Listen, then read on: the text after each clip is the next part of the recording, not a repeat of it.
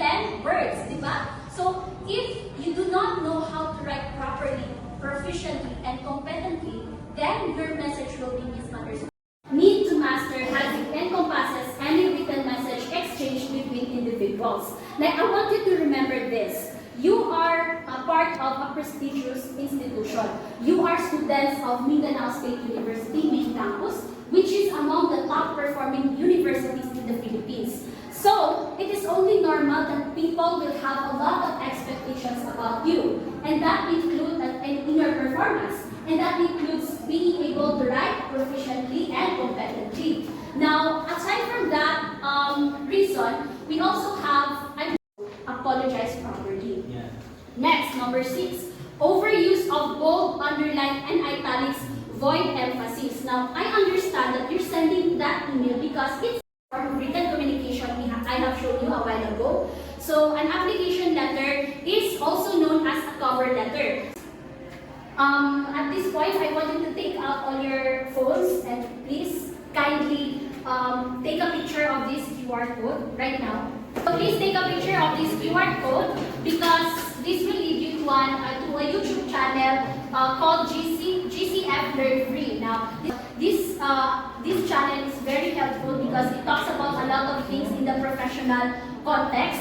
And they have playlists, job applications, interviewing skills, resumes, and cover letter, and Gmail. So they're going to talk about sending, constructing, and responding to mail or Gmails, particularly in Gmail. So I'm going to give you an assignment. Okay, so this is going to be submitted on April.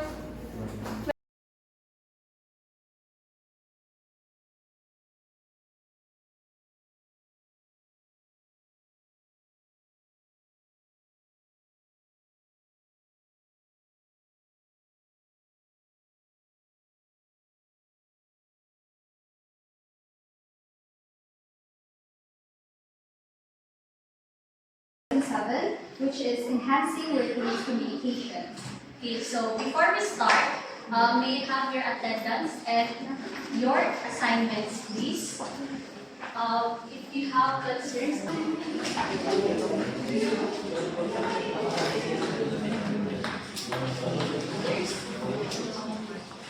for this warmer, we're going to have 2 groups, and I think. Okay, so the answer is written communication. So, group 2 got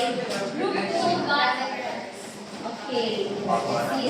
I'm focusing more on the oral or spoken kind of communication, specifically on enhancing workplace communication. So when we hear the word workplace, what comes to our mind? But now we already have the concepts of work from home. So even your homes or anywhere can be considered as a misunderstanding. Yes. So how did it affect the workplace environment? Diba? How did it affect the workplace environment or the environment? Nagkagulo na. Yeah. Written communication? Yes. Okay, so if you're really listening, so now let's have a review. What is another term for an application letter? Cover letter. I might do it tonight if I feel like it, or I could squeeze it in alternate.